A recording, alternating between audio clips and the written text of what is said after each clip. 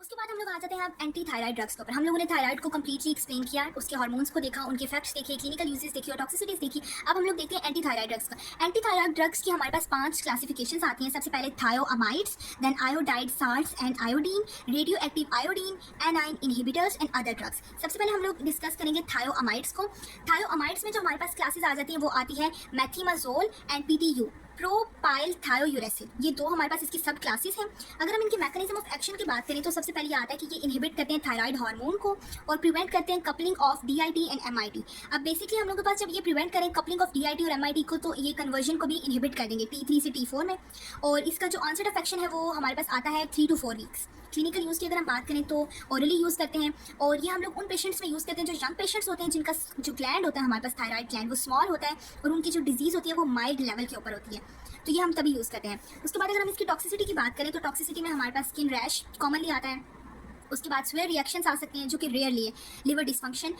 और इसकी एक पॉजिटिव इफेक्ट ये है, इसका पॉजिटिव एक प्लस पॉइंट ये है कि इसके जो इफेक्ट्स होते हैं वो रिवर्सिबल होते हैं। मतलब हम लोग फर्दर आगे मेडिकेशंस के साथ हम लोग इनको रिवर्सिबल इनको जो है वो ट्रीट कर सकते हैं।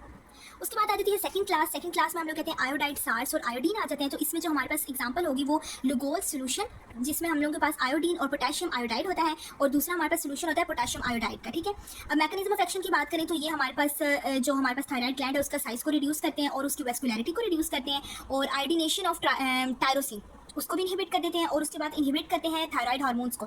इसका जो ऑनसेट ऑफ एक्शन है वो 2 से 7 डेज है। क्लिनिकल यूज़ की बात करें तो हम थायराइड स्ट्रॉन्ग के लिए यूज़ करते हैं और उसके बाद थायरोडेक्टोमी के लिए यूज़ करते हैं, यानी वो पेशेंट्स जिनकी हमारे पास हाइपर एक्टिव थायराइड की सर्जरी होनी होती है उनके लिए हम लोग यूज़ करते हैं। टॉक्सिसिटीज़ में हमारे पास वही रैश, ब्लीडिंग डिसऑर्डर्स और ड्रग फीवर वगैरह आ जाएंगे। थर्ड क्लास की अगर हम लोग बात करें तो इसमें हमारे पास जो सब क्लास आ जाएगी वो आती है हमारे पास रेडियो एक्टिव आयोडीन I-131। इसका जो मैकेनिज्म ऑफ एक्शन है वो ये है कि ये थायराइड के पैरेन्काइमा को डिस्ट्रक्ट करते हैं, destruction of thyroid parenchyma. Clinical uses की बात करें तो हम लोग हाइपरथायराइडिज्म के लिए यूज़ करते हैं और प्रेगनेंसी और लैक्टेशन में कॉन्ट्राइंडिकेटेड है, तो इसलिए हम लोग प्रेग्नेंट वुमन को और लैक्टेटिंग वुमन को जो है बिल्कुल नहीं यूज़ कर सकते उनके लिए। टॉक्सिसिटीज़ की बात करें तो सॉर थ्रॉट और हाइपोथायराइडिज्म इसकी टॉक्सिसिटीज़ में आ जाता है। फोर्थ क्लास हमारे पास आती है एनाइन इनहिबिटर्स की। उसमें हमारे पास SCN नेगेटिव, थायोसायनेट और CiO4 नेगेटिव पर क्लोरेट आ जाती है।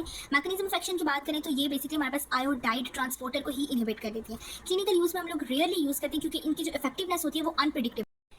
और इसकी टॉक्सिसिटी की अगर हम बात करें तो प्लास्टिक एनीमिया आ जाता है इसमें और हम लोग इसको बहुत ही रेयरली यूज़ करते हैं क्योंकि हम लोगों के पास जो इसकी इफेक्टिवनेस होती है वो अनप्रिडिक्टेबल होती है।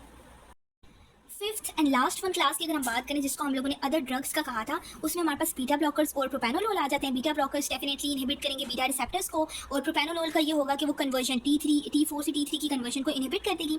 क्लिनिकल यूज़ में हमारे पास थायराइड स्टॉर्म आ जाता है, टैकीकार्डिया और हाइपरटेंशन आ जाएगा। अब इसकी टॉक्सिसिटीज़ में हमारे पास आ जाता है एस्थमा और हाइपोटेंशन।